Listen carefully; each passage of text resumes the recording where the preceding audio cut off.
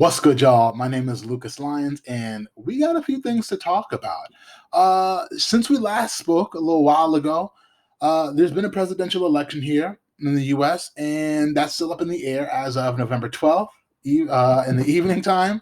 And we're going to talk about the election later in today's show. But this is racial puberty. We talk about that racial journey. We talk about how race is the most consequential thing on this planet right now.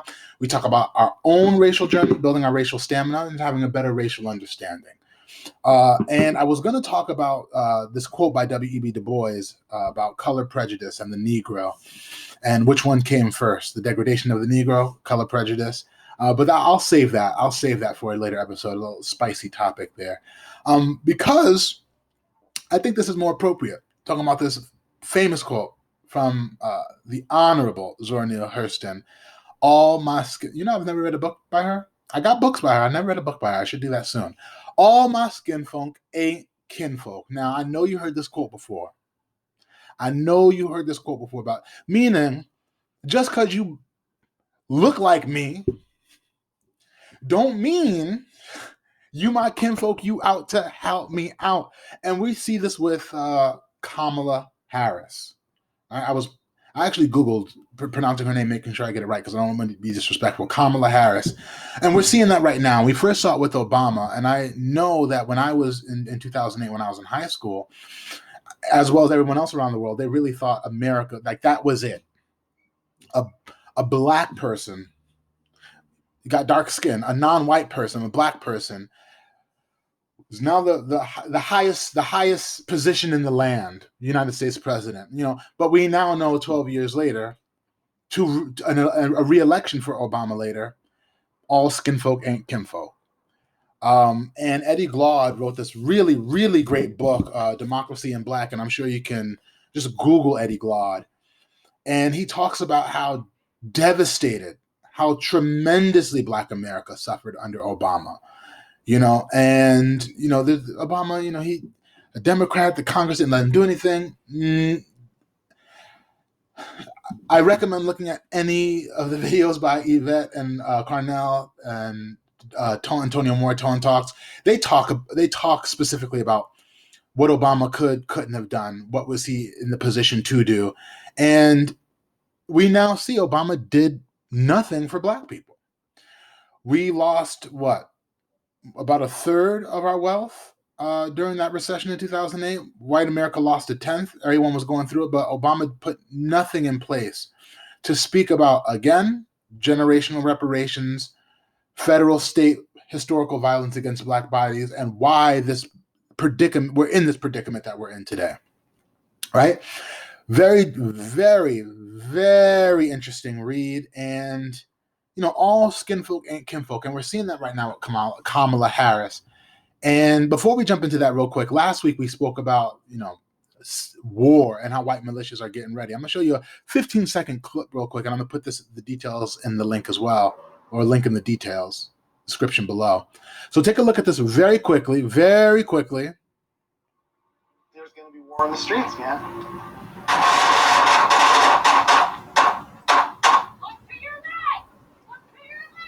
Don't even know they left from their right. Cities are going to burn. Cops are going to get killed. I hope it doesn't happen here, man.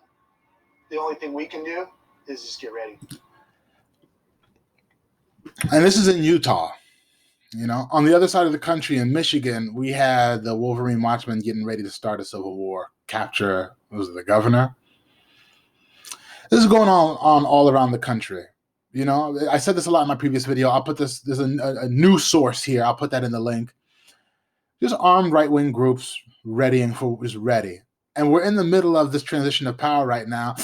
Not looking too good. But that's not what this main video is about. This video is talking about a couple other things. So there has been this wedge,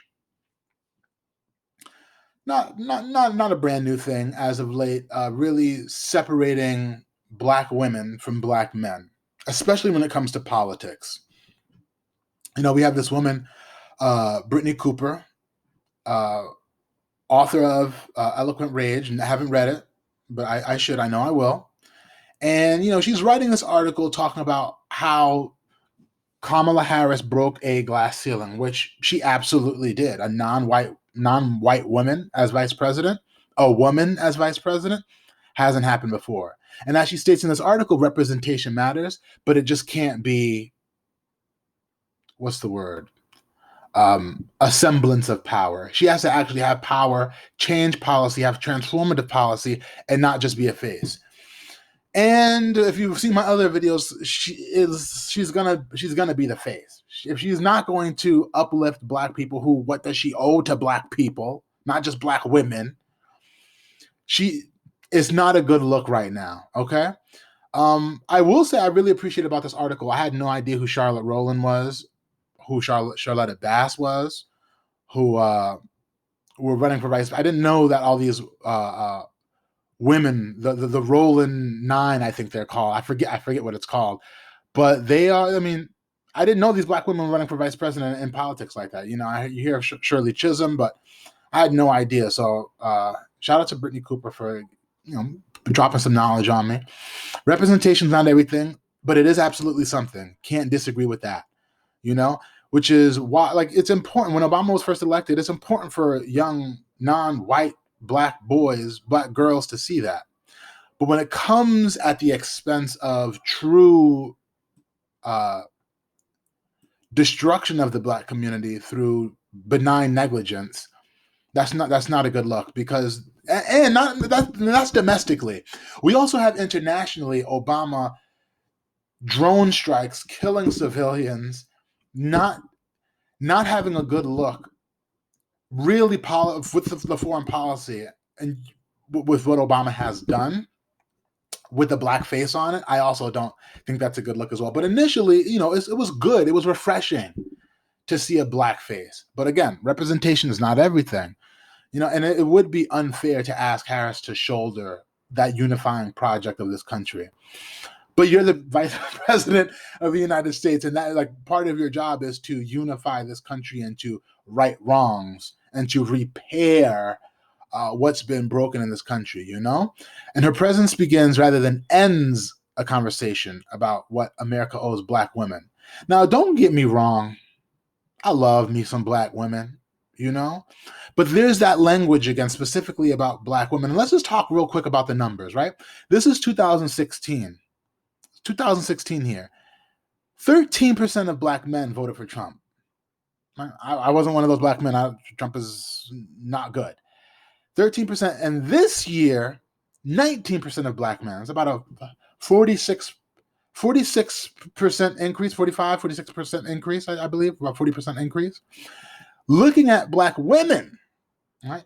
4% voted for Trump in 2016. 9% voted for Trump. So that's over 100% increase for Black women who voted for Trump, right? So half of that increase for Black men. So, and this is after Kamala Harris was put onto the ticket specifically to garner votes, to gain votes for the Biden ticket in the Black community. And we got to ask ourselves, why did more Black people vote for Trump if Kamala Harris is on the ticket? Because we know what the situation is already, right? Because in that racial puberty journey, it becomes more nuanced. It's white, you got non-white and white races. Boom. You also have to talk about that lineage, about that social status, where you come from, your ethnicity, your heritage. That's why I rep ADOS. Non-white people for life. Absolutely. White supremacy is a global devastation to us, right? Tentacles everywhere. Non-white people have to rise up, stick together. Which is why I agree more with the sentiment rather than the organization of Black Lives Matter. But within that non-white community, you gotta be specific, and you gotta look. And Kamala is not. I mean, her record shows that she's not supportive of the Black community. And we go back to this article by Brittany Cooper. Simply diversifying leadership without prioritizing the well-being of people who elected her, would be an empty symbol. And again, Black people, not Black women, Black people. Because more Black women this time around voted for Trump. I'm not going to harp on that detail, that it was an over 100% increase, but it's important to understand and recognize this wedge, sort of. Black people helped put Biden and Kamala, even though I wish they didn't, put them into office without really demanding much. People are so afraid of Trump. Their racial mandate to protect the power of their husbands and sons always muddies the waters. Absolutely.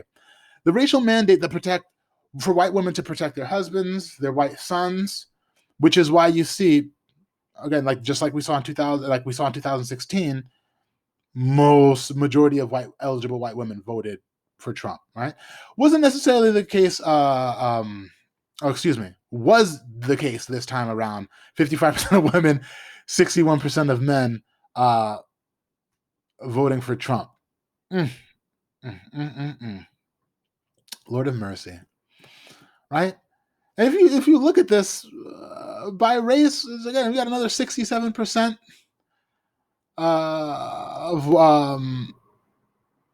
I'm sorry. We got another 58% of the general white populace voting for Trump. Sheesh. Okay. So it's not just black women. It's black people. We spent far too much time being enamored by the symbolism. She talks about Barack Obama's presidency, absolutely, without demanding. And that's what I like about this article too. We bask in the symbolism, far too little time demanding. I know in 2008, 2012, deaf, what does Malcolm X say? Deaf, blind, dumb, ignorant, fat, something like that. Not fat shaming. I think it's a Malcolm X quote. I had no idea. I was like, okay, Barack Obama, black people, yeah, absolutely. In the White House, demanded far too little. And what are we demanding now as ADOS? What are our allies, white and non-white, demanding? Reparations for the historical federal and state violence that has been put in place. Most of the segregation in this country has been state-sponsored. That is what we are demanding. Generational reparations put in place. Look up Sandy Darity. Come on now. That's what ADOS is demanding. Okay? We can't just be enamored with this symbolism. We have to demand. I know I wasn't demanding. I know I'm demanding now. Part of this YouTube channel, go to my Twitter page too, and I got to figure out more ways to demand. Spread the word. We got to demand more. Write to your local politicians. Write to your representatives. That's why we demanded reparations at this point. But the biggest critique I have about this was it's not just black women. We got to stop saying that. Black women voters, black women in general, yes. Strong. Absolutely. It's not just black women, though. It's also black men, and I don't like this sort of dichotomy that's been being drawn between black men and black women. Again, I go back to this video. So is this any policy that will benefit black people will benefit all society? Let's be clear about that. Let's really be clear. Be really clear about that. So I'm not going to sit here and say I'm going to do something that's only going to benefit black people. I'm going to sit here and say I'm going to do something that's only going to benefit black people. I'm going to sit here and say I'm going to do something that's only going to benefit black people. No. Because whatever benefits that black family will benefit that community and society as a whole and the country. No. I mean, the facts no, that's wrong. Anyway, moving past Kamala Harris, all skinfolk ain't kinfolk. This Intercept article about Trump, and they got a lot of the Intercept. Glenn Greenwald, that's a different topic though. But the Intercept has a lot of good articles going into like Biden and Harris are not our saviors. Biden pushing to ramp up incarceration. When he was pushing for, we're gonna go through it real quick. We're gonna go through the article. The real rise in mass incarceration happened at the state level, of course. There's more prisoners at the state level than at the federal level back in the day, sure, but both levels have been increasing since the war on drugs. He worked with segregationist Senator Strom Thurmond to create a federal drug czar. I mean, how much more research do we need about drugs and how there was going to be a moratorium on drug arrests in the 70s, I think the 80s. And then we have this war on drugs, or a moratorium on building new prisons and finding different ways to bring people back into the fold of society once they've gone to prison, reduce recidivism, increase more community services to make sure people didn't have to sell drugs, use drugs in the 70s, 80s, 90s. But he wanted to create a drug czar at this time. That's what Biden wanted to do, right? Drugs have never been the problem. What's his name? Anslinger, I think his name. I hope that's his name. Who created the war on Henry Anslinger, I think is his name. Don't hate me. Don't hate me for that. I'm trying to figure it out off the top of my head. Who created the war on drugs at the beginning of the 1900s, specifically saying the Negro needs to stay in a place, but when they get high, they start to touch white. Was that Henry Anslinger? I think is his name. No, I'll put the link in the chat. But Johan Hari talks about this in his book Chasing the Scream. Wanted to create a drug czar. Created mass incarceration, created the war on drugs. My goodness. Biden approached Thurman privately. Privately? Why not do it out in the open? That's that private sort of commingling of, white liberalism out front, and then you go with the segregationists, so explicitly, not explicit versus the implicit racism. Explicit versus the sort of covert versus the overt racism we see, right? Biden brought the draft to him. If you keep your right-wing guys, I'll keep my liberals off the bill. We'll do this thing fast. We'll pass this thing. Come on, Biden. What are you talking about? Like you didn't know. Come on, Biden. Talks about we need more money because the money, Reagan didn't have enough. Reagan, and when people think of Reagan, they think about the war on drugs. They think about the 80s, the crack epidemic, right? The Coast Guard just doesn't have enough boats as the bad guys. What? You ever heard about that book by Gary Webb, The Dark Alliance, where he chronicles, again, the hubris of the white populace. There's documentation. We ain't worried about boats. We're worried about the CIA allowing drugs to fly into the country, to fly into Miami, to fly into the South. We ain't worried about the Coast Guard. Yeah, sure, but we got our own people are allowing this to happen. What are you talking about, Biden? If I know, how do you not know? Sitting next to Strom Thurmond. Boy, state and local police agencies by training, we're going to improve state and local police agencies by training their people and giving them more money. Training them on what? We already know that implicit bias training, unless it's done in a very specific manner, doesn't work. We know the history of why the police were even created in the first place. We know, Biden, that under Obama, you and Obama gave, $500 million, millions of dollars to give SWAT tactical military gear to state and local police agencies. Shout out to Michelle Alexander, the new Jim Crow. Read it if you haven't already.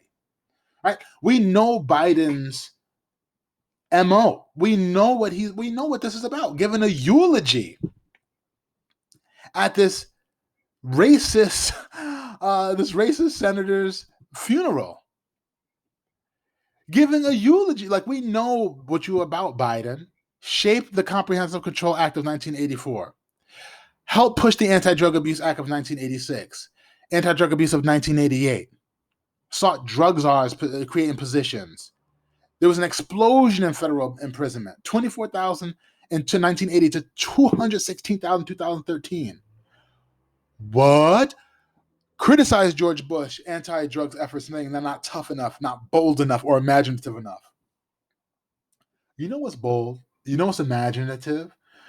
Instead of putting billions of dollars into drug czars, into state given local and state police officers tactical SWAT gear for drugs, is putting things in place to be proactive about this so that people feel like they don't have to escape into drugs, have to sell drugs. There are not opportunity deserts, but opportunities, neighborhoods flourishing with opportunity, right? But again, you go into these ghettos, and why is this happening? Because these ghettos were created specifically by the federal and state government so that Black people would turn to these acts. Come on now. Make it make sense, as Tone would say, right? Largely devoted to expanding state prisons, to local police forces. Bragged about it. First drug strategy sought $350 million in state and local law enforcement. Look up the Edward Byrne Memorial Foundation. Look that up. Edward Byrne, Byrn, I believe, E. Just throwing money at police officers. So we know what Biden is all about. And is this your king? Is Joe Biden, is this your king? People crying saying, oh my God, it's over. And that's the other thing. Ooh, let me rewind real quick. And I hope this video ain't too long. I live in New York City, riding around the day after election. Or not the day after election, but I think it was the weekend when it was called. Everybody cheering in the streets. Oh my God, celebrating, honk. I got their Biden Harris shirts on. Da da da da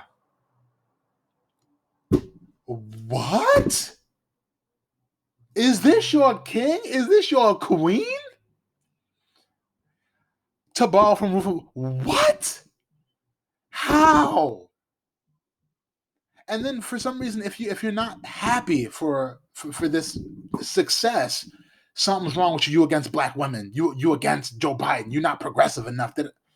I'm not celebrating this. This is not a celebration for me. Now is the time that we continue to demand. This is not a celebration where we rest on our heels or our laurels, however that expression goes. And that's what I'm nervous about. All skinfolk ain't kinfolk. Just because Kamala look like us don't mean she about us. Look at her history. She don't come from ADOS background. Her policies show she don't care. She gonna do whatever it takes to get to the top. Can that change? Sure. But we not seeing it right now. Am I gonna do anything for black people? No. We can't have somebody in the White House with that type of mentality.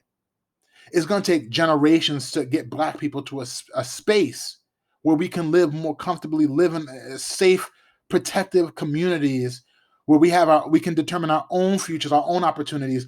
We can do that now, absolutely. Don't get me wrong. But it's going to take generations for us to dig us out this hole.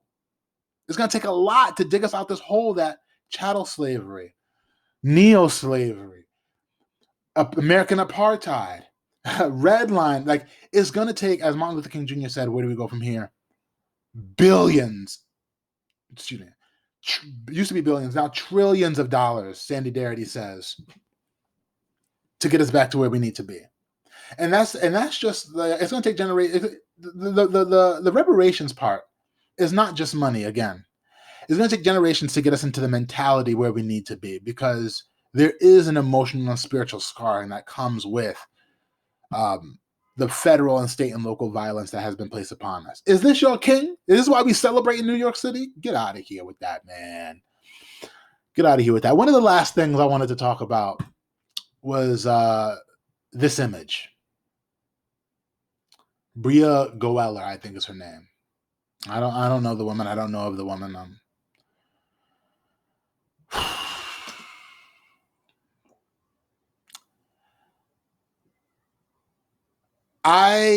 This is disrespectful.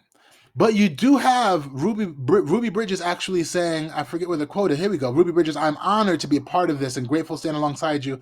God bless Ruby Bridges. I'm not sure if I could have done what she did. I'm not sure if you know what I mean? Like, it's a different time. God bless Ruby Bridges. And this is disrespectful. Kamala ain't Ruby Bridges. Kamala ain't come from Louisiana, sharecroppers, a history of black people down south. She didn't come from that. Kamala Harris wasn't in, her and her family weren't in the position to get hanged, to get ran off land, to get this wasn't, the federal government welcomed her and her family, right? Coming from, I think, is the Brahmin class from her mother's side, coming from wealth. And if I'm wrong about this, talk to me about it. Coming from wealth and from her Jamaican professor at Stanford. Shout out to Jamaican professors, But Kamala doesn't come from the background of Ruby Bridges. And that's what gets me so upset about this. And I mean, I'm not going to tell Ruby Bridges that your opinion is wrong. You're wrong, Ruby. This is wrong. Don't celebrate this. That's Ruby. That's Bridges. Miss Bridges. But from what I'm seeing now, and Ruby Bridges is not out of the cloth of many black people right now who's celebrating in the streets, ready for Kamala. because we did the same thing with Obama. I think Ruby Miss Bridges is mistaken, like very mistaken, because this picture is not it. This picture is not it. Look at what Kamala did to black families with the truancy laws in California. You know, having press like photo ops, locking mothers up. Like this ain't it. You would have probably locked up. God bless her soul. Rest her soul, Lucille Bridges, the mother of Ruby Bridges. You probably would have locked Lucille up. You know, Lucille had her daughter Ruby going to school, but come on, this picture ain't it. And I ain't gonna throw a huge fuss over it either, but I just want to recognize again, all skin folk ain't kinfolk. And the other thing is, I don't know this woman's history. I don't know her at all. Skin folk, kinfolk, she don't even look black. So we have this. I'm not gonna assume her identity. I don't know this woman. You know her intentions, but I know her intentions are different from the impact. The impact is creating this disrespectful photo of putting Kamala Harris in the ilk of Ruby Bridges, which couldn't be farther from the truth.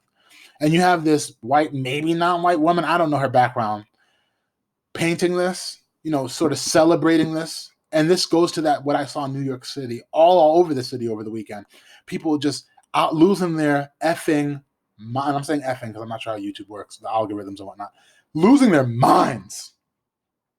And now we got this picture just having more people lose their minds, you know? But this picture ain't it, sis, Bria Goeller. This picture ain't it. Kamala ain't no Ruby. Her record on paper, she ain't for black people. Like her policies ain't for black people. She ain't gonna do nothing to am I gonna sit here and tell you I'm gonna do something only for black people? No. Am I gonna sit here and tell you I'm gonna do something for black people to allow them to integrate into schools and go to these schools where they have running water, where their light fixtures are working, where they don't have to sit on dirt to learn? No. That's Kamala's energy. That's her policy. Come on. How are we not seeing this? I know a lot of ADOS specifically are seeing this.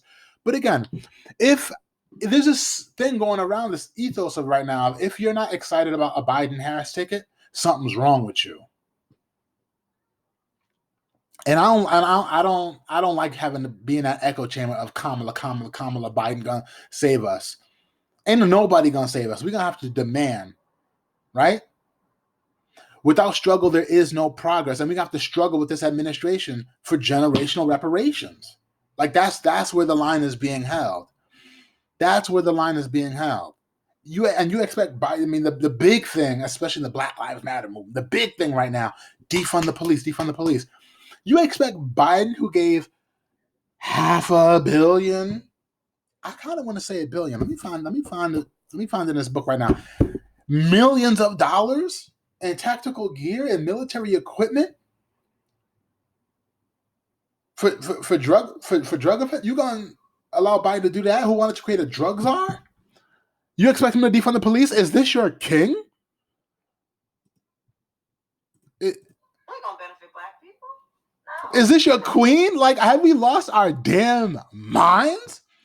I understand Trump is not good for anybody, but come on now. Let's demand something here. You know what I mean? Like, sheesh. We got some work ahead of us. I'll tell you that much. Okay. That was quite a long video. Thank you for sticking around if you did. Thank you for watching. Thank you for listening. We got some work ahead of us, ADOS, because we living in the twilight zone right now. We are living in the damn twilight zone. All right. That's it for Racial Puberty Part 11. I'll check y'all Racial Puberty Part 12. Thank you for watching. Thank you for listening.